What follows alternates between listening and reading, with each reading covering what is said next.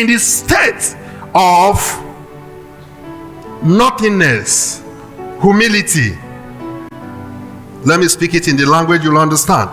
In the spirit of humility, in the state of humility, and in the state of nothingness, or in the state of void, or in the state of emptiness, right? Then you can create, because when confusion is removed and religion is removed, all right, and ignorance is removed, what is remaining is awareness. What is remaining is awareness. That's what we're telling you, that heaven is a state of consciousness. You cannot go in heaven and see a house which was not created by human thought and imagination.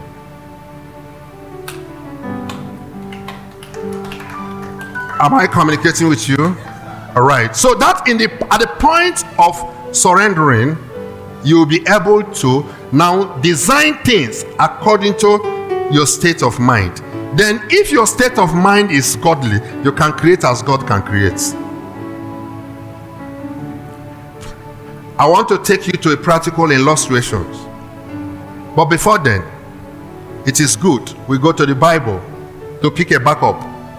Or I can give you a state of emptiness I'm talking about.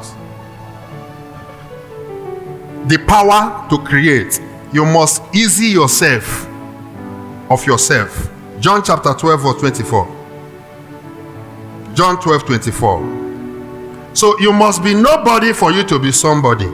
If you refuse to be nobody, you can never be somebody. So you have to be nobody, humble yourself for God. Resist the proud and giveth grace to the humble. Let's see it. Most assuredly I say to you, unless a grain of wheat falls into the ground and dies, it remains alone, but if it dies, it produces much grain. Did you get it?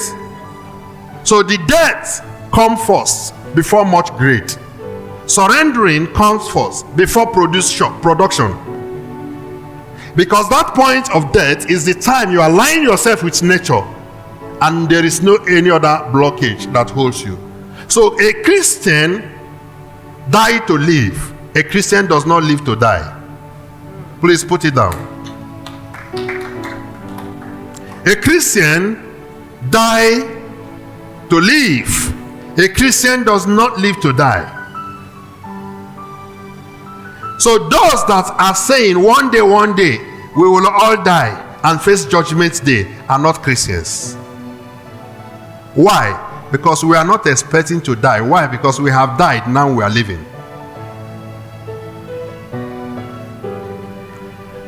Did you get it? A Christian does not live waiting to die. A Christian had died and now he is living. So resurrection comes after death. All right? Resurrection does not come before death. So a Christian must die for him to live. Just going by this, John. And that death is not the physical death. Surrendering everything you think you know, you have, then you come to nothing, then creation starts. I'm going to relate it to you in so many ways. You must understand that you have to be nobody for you to be somebody, but you have to be consciously nobody. When you become consciously nobody, all right, the creative ability becomes in you. Are you there? So many people are dead, but they are not consciously dead, and that's why they cannot create. Because if you are dead and you are consciously aware that you are dead, creation begins. When you are consciously aware that you are dead yet you are alive, no insult can touch you, because insult does not get to a dead man.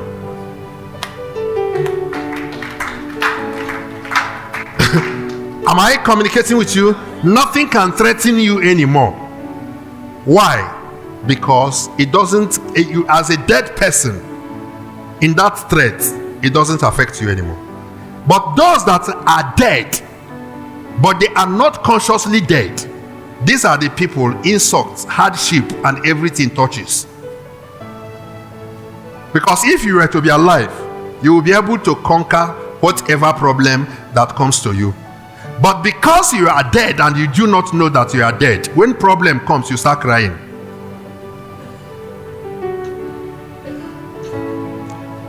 Am I communicating with you? A man who is dead can face a challenge.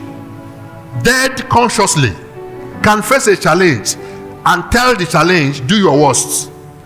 And by facing a challenge and say, do your worst, the challenge will disappear.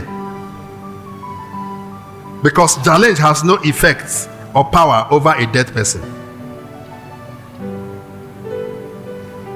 But if you are dead in Christ and you don't know that you are dead in Christ, when you see a problem, you start running.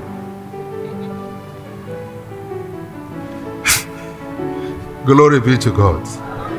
Are we there? When you see a problem, you start running. Everything affects you. Whatever society say or somebody say or suggest affects you directly. Are we getting it? So surrendering will bring you to the last state of void and emptiness. All right? Conscious emptiness. Conscious emptiness. Then you can now pick up. That means you are saying, on my own, I can do nothing. It is no longer me that do anything. It is God that lives in me.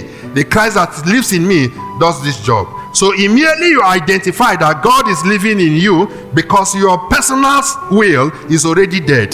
Then God will now come to strengthen you.